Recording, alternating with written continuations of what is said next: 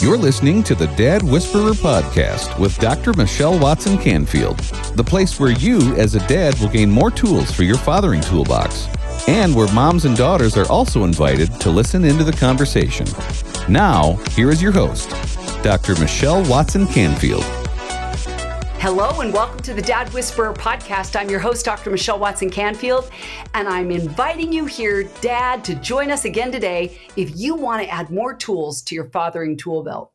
Well, you know that every week I use the same grid, and that's because I want you, Dad, to get an image in your mind of standing next to other dads who are getting ready to run their fathering race this week. I'm on the sidelines as your coach, cheering you on and saying, on your mark, get set, go.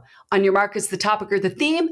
Get set, filling that in with stories and stats, and go is always your practical action step so that you can put your love for your daughters and your sons into action this week.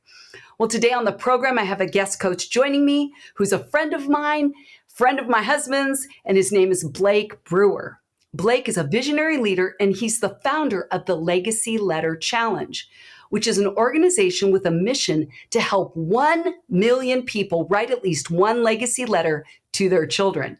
In fact, Blake and I were just talking before we started this interview where he wrote me a number of years ago. I saved his email, and here's what he told me, which I think is really powerful. He said, I'm giving my life to helping fathers connect with their children and be a guiding and lasting voice in their life. So, Dad, if that lines up with your goal, then you are going to be so thankful that you're listening to Blake today. Well, Blake's powerful story and mission has touched the hearts of so many, and he continues to share it with organizations, businesses, and communities across the country. Most recently, he was featured on the Dad's Got This segment on NBC's Today Show. Blake lives in Oklahoma, which is just one state away from me in Arkansas, with his wife and his 4 kids, 3 sons and 1 daughter. Welcome, Blake Brewer. Michelle, I'm so glad you finally had me on your show. I emailed you like 3 or 4 years ago and made it. But like we were talking about, like when I emailed you, I didn't even know you then. And then we met at the Fatherhood Commission. And then I got to know, man, your husband, Ken, has just been such a blessing to me and like a mentor. I was talking to a guy this week and he started telling me about this guy in Nashville. And he started telling me about Ken Canfield and some of the research. He's like, man, you really got to go read some of this. I was like, I talk to Ken on the phone all the time. Like Ken is like a mentor and advisor to me. So anyway, I'm glad to be here today.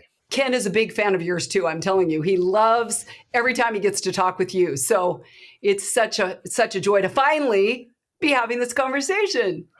Absolutely. So on your mark today, as you can probably imagine, I'm just calling this the Legacy Letter Challenge for Dads. So now for Get Set. Okay, Blake, we've got to just set the foundation. What is it that led you to your mission? Where did it come from? And let's tell dads how this all got started. Yeah, absolutely. Yeah, it's like never in a million years that I think that I would be on a mission to help people write a letter, to their children. But it all goes back to my dad and what he did for me when I was 19 years old. So I was a freshman at the University of Arkansas. My mom calls me and says, hey, Blake, let's take a family vacation to Hawaii. I said, heck yeah, let's go. And so a few months later, we boarded the plane. And first day there, we decided to go snorkeling. And so it was my mom, my sister, my brother, and my grandmother all on the beach. And then it was just me and my dad out there in the water. And Michelle, I mean, there's nowhere else in the world I wanted to be than right there with my dad. Yeah. I was really fortunate. I had a really good dad. He was not perfect by any stretch of the imagination. And there was moments growing up where I was like, oh yeah, that's my dad. And there were other moments where I was like, oh shoot, that's my dad. Right. And so despite all his imperfections, he was still my hero. He was a hospital administrator, but his main claim to fame, Michelle, is that he was a football player. So he got drafted to play by the Atlanta Falcons. But his main claim to fame is that he was Terry Bradshaw's tight end at Louisiana Tech. Whoa. So they were best friends and roommates. My dad caught Bradshaw's first ever collegiate touchdown pass. I have this great picture of my dad and Bradshaw and Nixon in the Oval Office right before the 1970 draft. So No way. pretty cool. Yeah. And my dad was very humble, so he never told anyone that he was Terry Bradshaw's tight end. I told everyone. It was my claim to fame growing up. And so there we were out there in the water, and we just kept going further and further out. And we ended up in an area that I now know is called Witch's Brew. And Witch's Brew is known for its treacherous waters, and it was that day. And there was this moment where I realized, I don't know where my dad is right now. And I started to panic a little bit because now I'm out there by myself. I'm scanning the water, looking for him. Where'd he go? Where'd he go? And then I see him. And I remember thinking, oh, good, there's my dad. Except not good, because he was struggling. And I could tell. And then he began to try to get out of this water on this huge kind of rock bluff. And the waves were just crashing against it. And this is one way I knew he was in trouble, because you would never really try to get out right here. And sure enough, a wave crashed against him when he was about halfway up, knocked him back down in the water. I swim over there as quickly as I can. I can't find him anywhere. Now I'm exhausted. I'm like, I got to get out of the water. Only place is the same place my dad tried. By the grace of God, I was able to get on top of this rock in between the waves. I'm scanning the water, looking for him now as I'm standing up there, and I see him. And he was still treading water. And he looked up at me and he said, I need help.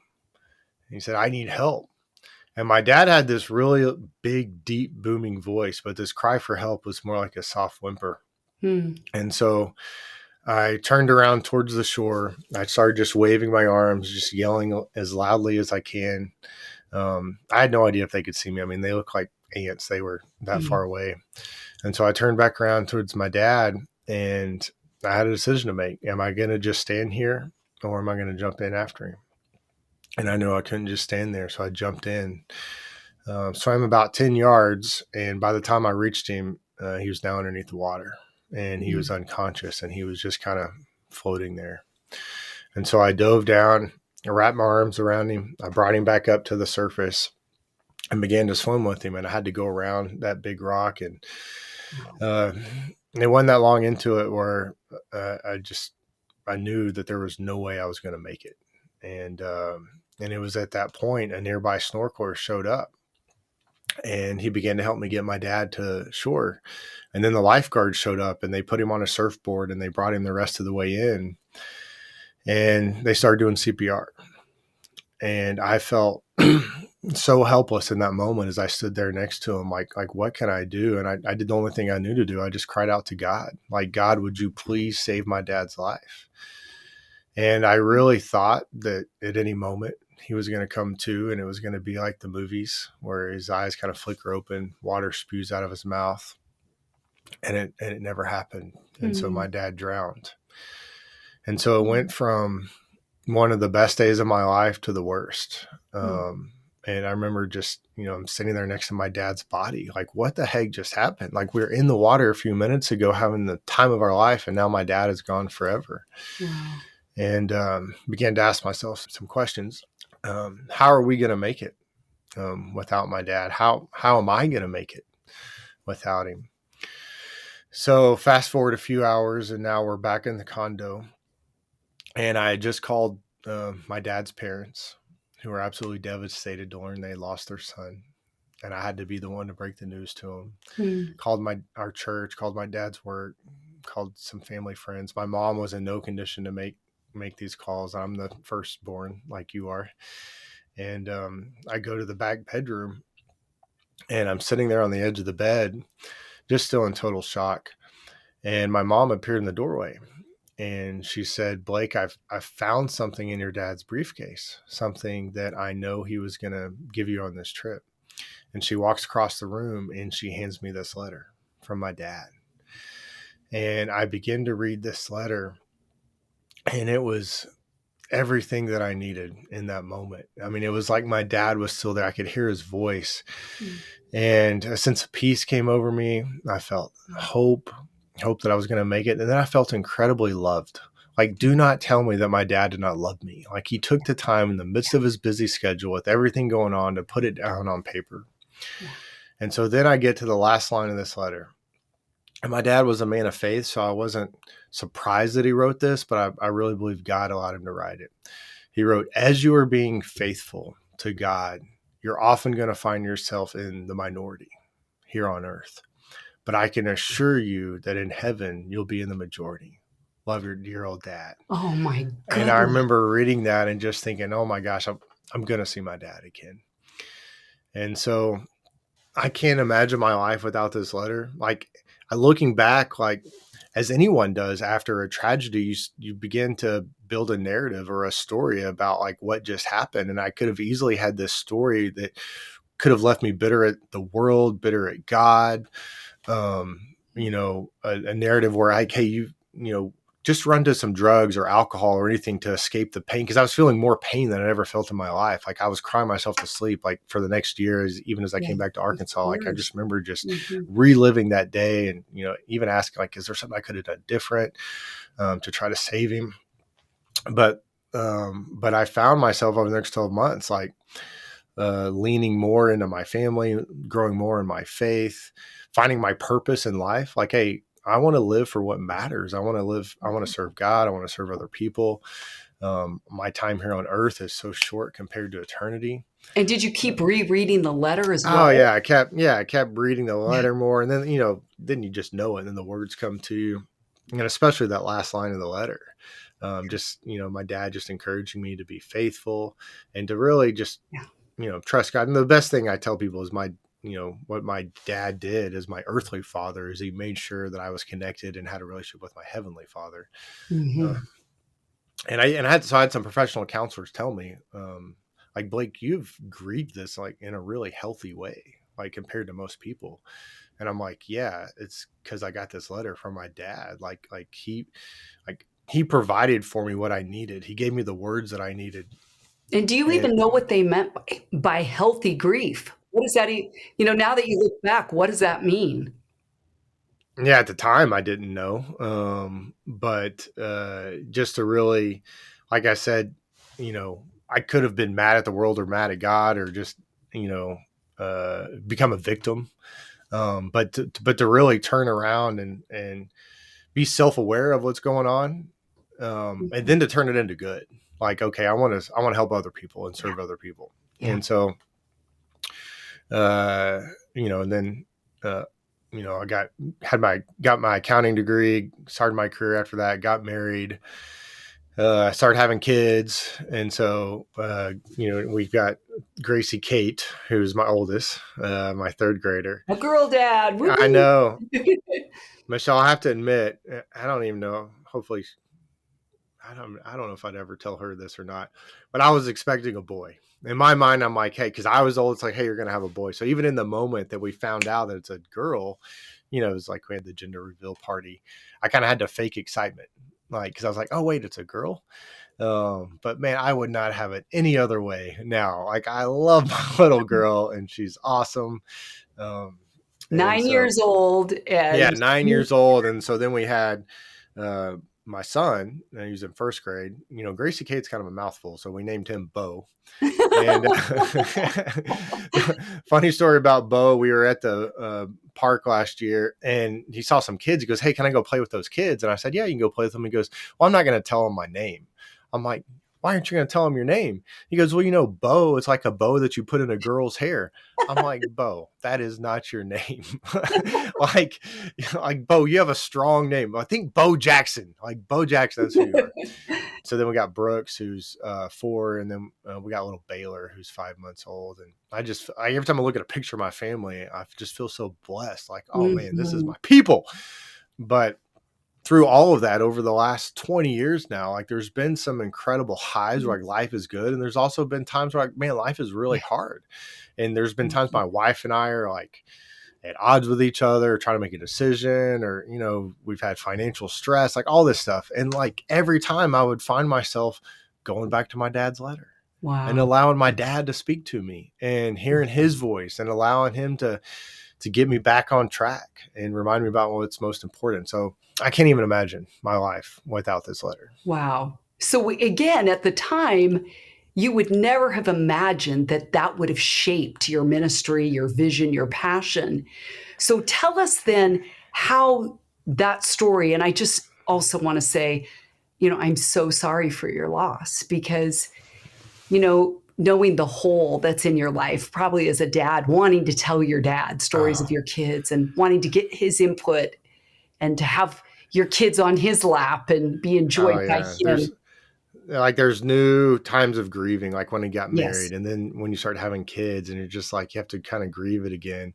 And Yeah. then like I had to give my dad a grandpa name, so it's like, oh yeah, because I have to talk when I talk to my kids, like Oh, we got to talk yeah. about granddad.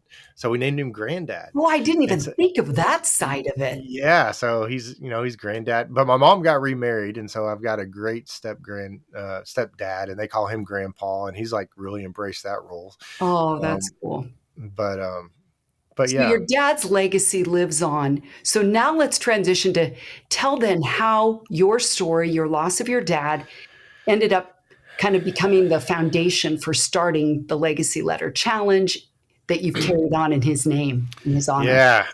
Well, like I said, I could have never imagined this. And so it's probably maybe 5 years ago that I'm sitting there. I'm a young dad. And just like any dad that's listening, is like, hey, I want to be a good dad here. And I want to protect my daughter and my sons. I want to provide for them. And I want to help them reach their potential. And I start thinking about some of the things they're going to be up against, with social media, just like some of the things that are going on like the world is like screaming at our children, like, hey, come follow Mhm. me. And I'm like, they got to hear me. They got to hear my voice. Yeah. And it's like, I got to write them a letter. Like if anyone knows the value of a letter from their dad, it's me. Like this is one Mhm. way I can make sure these words and my voice is like in their heart. Yeah. So I pulled out a blank sheet of paper, and it was so overwhelming looking at that blank sheet of paper, like, what the heck am I going to write? But I knew I had to finish, powered through it. And it felt so good to have this letter done, and just like a sense of peace. And also realize like, hey, as I did this, like I was doing this for my kids, but like that was for me. Like I was feeling the impact of sitting down, thinking through my children, what I wanted to be true. It helped me kind of crystallize my vision for my family. But Michelle, I did decide to go ahead and read the letter to Gracie Kate. And so she was 4 at the time. Okay, so that's what I wanted to ask is, did you then or do you now have any input about a good age to write them? Yeah, I tell people like there's no bad age. Like the best time to write this letter, it's kind of like planting a tree. It was 20 years ago. The best time to write this letter, the day your kids are born, because they're not promised to have you tomorrow. So you got to have something written down. They're always going to know and wonder, like, hey, what did my dad think about me? Yeah. So you got to have this written out. But also, when you write the letter, now you get to go live out this letter. Like it makes you a better dad by having this Mhm. letter written out. So, And do you ever write more than one throughout their uh, life? Or do you tend to just yeah. say, let's just do one, put it So in the vault? my mission is to equip you to write at least one. But if I had it my way, everybody would get one letter when they're born, and then in the toddler years, and then when you start school, like the elementary school years, and then the junior high years, and the high school, like all these different phases of life, because you're changing, your relationship is changing with them. Yeah. And so in my mind, it makes sense to have another letter for each one of those phases. But I'd say that because I don't want to make anyone feel guilty or shame that they haven't done that yet. Because I mean, there was a 99-year-old dad, writing this letter several Mhm. months ago. His grandson, who did it for his young children, he's like 40, my age. He's like, I need to help my grandpa write this letter to my mom and my uncles. And so, in his 99-year-old grand, it was like, yeah, I need to write this because there's some things I need to say, and there's some things that I don't think they really. I'm not sure they understand how much I love them, and I also don't sure. Even at 99, like he just Yeah. doesn't. He's still unsure, and he's like, there's some things I need to apologize for.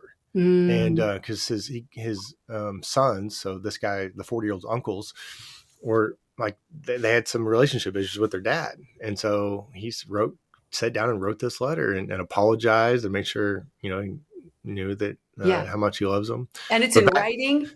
And it's in so really, writing. okay, so let me just say, to sum up what you just said, Blake, it's never too early to write it. And it's never too late to write it. Well, we're going to take a quick break. When we come back, I want you to tell more about what you put in the letter, what you encourage dads to write, and we'll be right back. Are you a dad who has ever desired a deeper connection with your daughter, but haven't known how to go about it? Let's Talk Conversation Starters for Dads and Daughters is the very resource you need. Dr. Michelle wrote it with you dads in mind. This book will support you with scripted questions, equip you to decode your daughter, and inspire you with stories of other dads and daughters. Don't wait any longer to be the hero you want to be and that your daughter needs you to be. So, to let the talking begin, head on over to drmichellewatson.com/books and order your copy today. This book will become a favorite in your fathering toolbox and will give you the answers you've been looking for. That's drmichellewatson.com/books. Now, back to the Dad Whisperer podcast.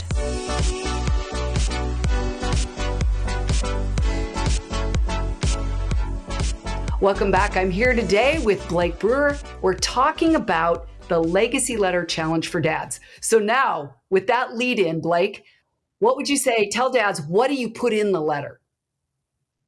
Yeah. So when we started this, we said, hey, we've got to create an outline to help dads write this letter because they've got some things that they want to say and need to say. Mm-hmm. And I believe everyone has a legacy letter in their heart, but we've got to get that letter from your heart to your mind, to a piece of paper, and then ultimately into your kid's heart. Come on, you're speaking my language. I love going for the heart connection. Yeah. And so there's some, this outline communicates things you want to share, but also the things that your kids really need to hear from you. And the thing I tell dads, it's like, you're busy. You got a ton of stuff going on and you just don't have the time to go research all the things that your kids, like there's some things they really need to hear from you. And so for them to be more confident, more successful, more resilient, and we're going to make sure all those things are in there. And so the outline that we follow is that we help dads write an intro, like communicate, why are you writing this letter? Like that needs to be in the intro, like set the stage for what's about to come. The next section of the letter is the apology section. And I tell dads, your voice and your words are so powerful in your daughter's life or your son's life. Like there's things that you've said that if someone else had said it, it wouldn't have hurt your kids. But because you said it, it hurt them. And you don't even know. And so there's something called the father wound. And so because all of us are imperfect fathers, we've wounded I'm over here trying to be the best. Like I'm a pretty good dad, I think. And I know that I'm still wounding my children. And so what can happen is there can be this wall that's built between you and them. And I tell them, like, you're about to write some amazing stuff and you want to make sure they can receive it. And so if there is a wall, you got to tear down that wall. And so one way to do that is apologize. And it's like there's a reason most dads have not apologized, because it takes some humility. That's the word I was going to highlight. It takes so much humility to do this, but it sends such a strong message. And that's the tone you want to have with this whole letter anyway. Like it's not a tone of, hey, I figured everything out and exactly how you should be living your life. And here, I'm going to try to control your life. That's we're not trying to do that at all. We're trying to be humble.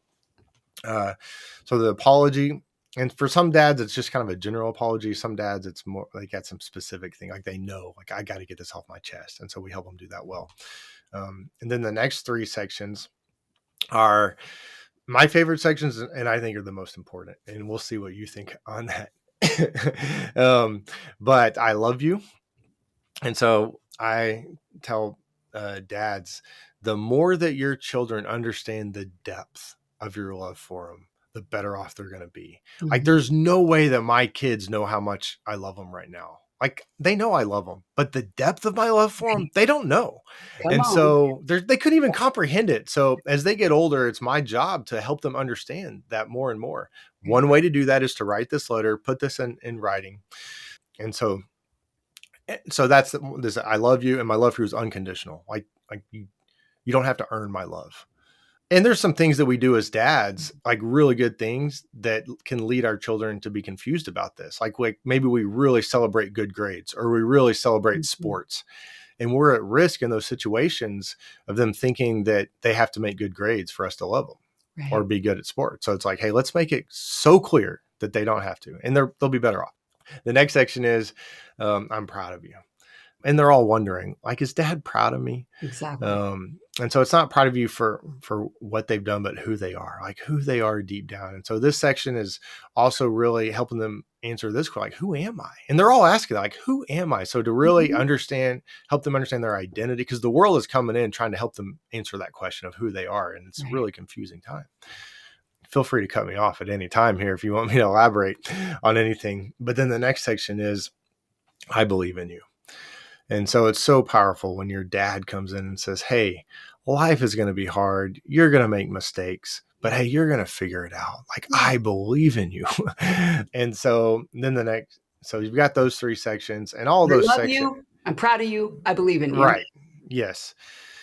And then if you have those 3 things down, like you're raising their emotional intelligence, more confident, like all the good things, like when someone has that in their life from their dad. Yeah. And then the next section is the memory section. And this is just a really special section where you get to talk about these memories that you have, maybe the moment that they were born or something that you did together. And so I talk a little bit about how not only is this just like really special, but like these can be really powerful, these memories, like, cause like you can change some of the stories and narratives that your children are telling themselves. And then the next section is the advice section. And so I tell dads, hey, this section of the letter, like sometimes people come into it thinking, oh, this is going to be an advice letter. Like that's the main section. Right. And I'm like, if you had to cut one section, you'd cut the advice section because the other ones are so important. That being said. And you can't put the advice section in there until you've built the foundation. Exactly. They've already. That's what I say. Hey, there's a reason that the advice section is last, because you want to be sharing this advice section to an open heart. Because at this point of the letter, like, man, they've got an open heart. Right. The walls are down. The walls are down. You've built that trust, that bridge of trust. Yes. And so then I recommend to dads come up with 4 or 5 pieces of advice. It doesn't have to be some complex advice. Like it can be some pretty simple stuff, but because it's from you in the context of this letter, like it can be some life-changing advice. Like they're going to remember this. Yeah. And then the closing paragraph with the last line of the letter, which is I call the legacy line, because my dad's last line of his letter was so impactful to me.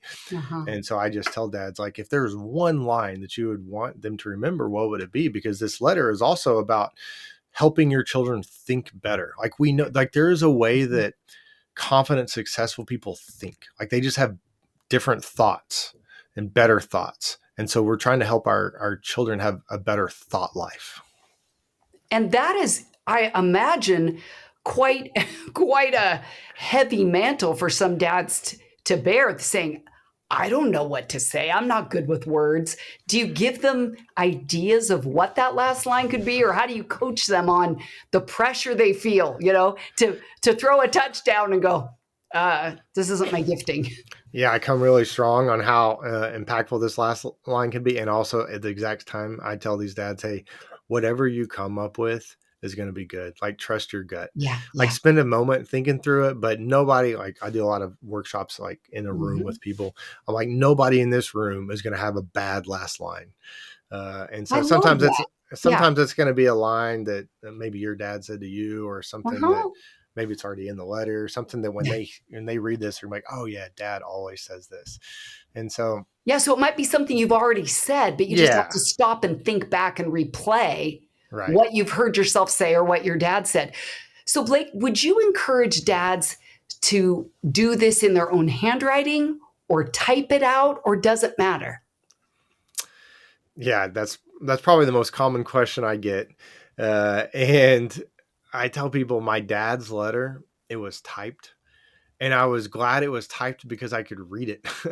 Okay. And so I totally get the personal handwritten. Like there's something special about that when you can see the handwriting. But I tell people, like, whatever gets you to a finished letter the fastest. Like your kids or your daughter's not sitting there right now saying, oh my gosh, I hope they picked the right one, typed or handwritten. Right. No, if they were here, they'd be like, no, Dad, just finish the letter. And so Where I I think can read it. right, exactly. And so some people do it typed in like the last sentence or two. You can do the handwritten. Um, but there's so many books for me, including the Bible, that are typed and are impactful in my life. So Well, that's a good. I hadn't thought of it that way. What would you tell the dad, Blake, who's reluctant to do this? Like you talked about the words emotional intelligence, and there may be some men that say, I'm super left brain. You don't understand. I'm a technician. That's not, I don't do emotive writing. I don't think I can do it. And I imagine because you have this goal for 1 million dads to be doing this, that you've gone into businesses, you've coached enough men that have not been skilled at this. What would you say to that, Dad? well, I would say I'd say this, I totally understand. And you're not alone, because a lot of guys are in that spot and you're busy and stuff's going on. It's overwhelming. And to be honest, that's like why I realize like we're never going to get to 1 million unless I went at this full time and like actually coach dads to do it and help them. And so that's why why we exist in the master class. And so we'd love to help you do it, but that cannot be a reason why you don't write the letter. I mean, I've helped so many guys out there that like this one guy, man, I don't even know, like he barely knew English. He was from the Middle East. But he loved his kids, and like he's like pretty close, honestly, to his deathbed. And he's like over there writing this letter. Like he worked at a gas station his whole life. Yeah. And he's not like working in some industry where he's writing a lot. But he got the letter done. And I told myself, I was like, if that guy could do it, anybody can do it. Anybody can do it. And it doesn't have to be a long letter. And if you look at the outline of that letter, and I told you, if you come up with one sentence for every section of this letter, like you're going to have a powerful letter, and you're going to have more than what most people are getting. And so your really, really bad, rough draft is going to be so powerful. And it's going to be 10 times more powerful than the person who never finished the letter. Yeah, come on. So it's like, you just got to get something done here. Yeah, just do it. So can you just review all the parts of the letter, beginning to end? Intro, apology, I love you, I'm proud of you, I believe in you. The special memories, the advice, and then the closing paragraph. And we have you can go to my website right now. Like you can download all that. We got a free toolkit. And then if you wanted some further coaching, like we offer all that as well. And you go into businesses. I mean, obviously, because you and Ken are friends, we've stayed up, and I have stayed up on what you're doing. And, the thing that I just want you to know that's really cool about what you're doing is that in the 10 years that I was leading the ABBA project in Portland, every year at month 4 out of 9, I had about 50 versions of stationery sitting there on the table with a whole 1-pager on ideas of them. I said, pick the stationery that looks like each of your daughters, and here's ideas. And it would be, tell her what it was like the day she was born and you laid eyes on her. Look up the meaning of her name and tell her how she embodies that. And some of the things like you said, what are you proud of? But I love the fact that you and I have seen the value in a dad's letters. And, my dad has done lots of letters and cards through the years, and I've saved them all. And in his handwriting, can't always read it. So I love that you say it doesn't really matter, but these things are keepsakes long after you're gone. And I think this idea of legacy, both of us are underscoring this, as we all know we're not going to live forever, but we can sometimes believe that we will be. And this is the day today. Dad, write the letter today. I want to say one other thing that comes to mind. A number of years ago, I was watching Nightline. I would always work late, and I'm watching this show at like 12:30 to 1 in the morning, and it was this interview they did at a boot camp where it was all men at the time that would pay good money, big sums of money, to go to boot camp, where they would get cut up and all muddied and screamed at, shouted at, starved, they're losing weight and getting cut and getting yelled at. And over, they would put the mic in these guys' faces and go, why are you doing this? And over, you know what they said? To prove that we can. And I think as I hear about you saying, this may be really awkward, or you never had a template from your dad, or you don't know what to say, but Dad, you got to do it. You got to do the hard stuff and prove that you can. And if you need coaching, Blake's available. So where can guys get a hold of you if they want to have coaching with you? Yeah, you can go to legacyletter.com. Okay, legacyletter.com. Yeah. And so we have a couple different options there. Michelle, can I tell you about a dad who wrote his letter a couple years ago to his daughter? And so this guy, he was nearing retirement, four adult children, three adult sons and a daughter. And he went into this, he was doing it at work, and his team was doing it. And he kind of said, guys, I don't know if I need to do this because I tell my kids that I love them. Like, they kind of know that. And well, he gets into it, and all of a sudden he gets it. And he's like, oh man, like he couldn't wait to finish, couldn't wait to give it to him. So decides to give him on Christmas morning.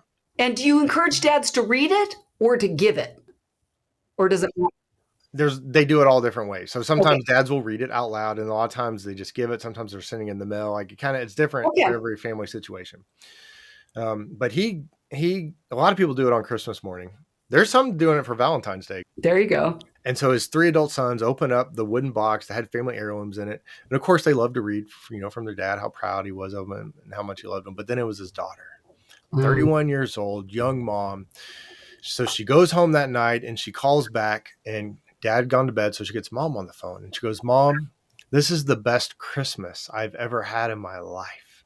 And mom goes, well, we love hosting you guys. We love having everybody. And she goes, no, Mom, it was Dad's letter. Whoa. And she goes, I did not know how much Dad loved me. And I thought that he loved my brothers more than me because he was always hunting with them and fishing with them and playing sports with them. But this letter brings closure into my life because now I can see. And I asked Kent, I said, Kent, did you have any idea that your daughter was feeling that way? And he said, man, I had no idea. He said, the truth is we spent twice as much money on her as we did the boys.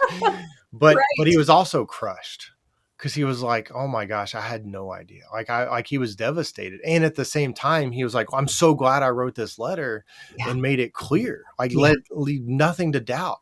And so even, so that was 2 years ago. And I guess relationship with his daughter is like the best that it's ever been. From one letter. Yeah. And I get stories like this all the time. Like there's just something that happens when you get your feelings out there and you make it really clear. And part of the letter is you do talk about what you hope the relationship is true in the future. Yeah. So I love it. It's really a springboard for a lot of dads into the future of the future of the relationship. That is so cool. In other words, there's no reason not to do it. Don't wait, Dad. Do it today. Well, I always end with one go step.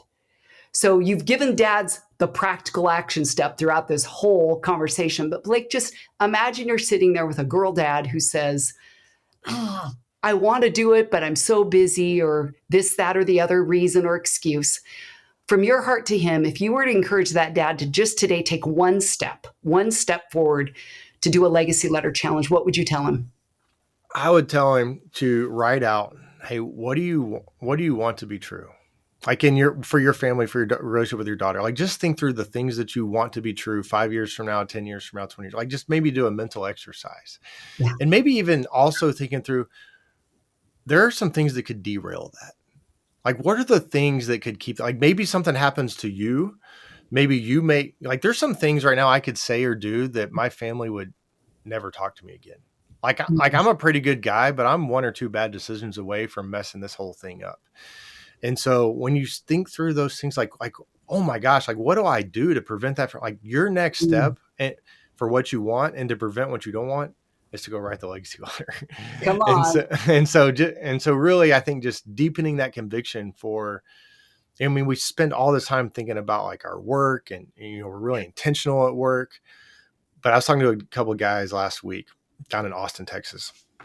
And they're like, man, sometimes I don't know what to do to do something intentional, like with my family, to get that win. And like, this is something intentional I can do. Like, I'm so thankful because I do intentional things at work all the time, but to do this for my family. Yeah. That's so cool. And again, for those dads that want to get a hold of you, legacyletterchallenge.com. Well, Blake, it's been so great to be with you here today. On Your Mark has been the Legacy Letter Challenge for Dads. Thank you, Blake Brewer, for sharing your story, your wisdom, your insights. And I actually believe every dad listening is going to take what you said today as a challenge and put into action his love for his daughters and sons this week. Well, I'm Dr. Michelle Watson Canfield, the Dad Whisperer, signing off and encouraging you dads to make today a day where you intentionally and consistently invest in pursuing your daughter's hearts. Go Dads. Thanks for joining us for another edition of the Dad Whisperer podcast with Dr. Michelle Watson Canfield. If you're looking for more resources to support the father-daughter relationship, or if you want to connect personally with Dr. Michelle, you can find all the information you need at drmichellewatson.com. That's drmichellewatson.com. And remember, you can listen to the Dad Whisperer podcast anytime on Apple Podcasts, Spotify, Stitcher, and Google Podcasts. And while you're there, we'd love for you to subscribe and leave us a review. Thanks for joining us today, and we'll see you again on the next edition of the Dad Whisperer podcast with Dr. Michelle Watson Canfield.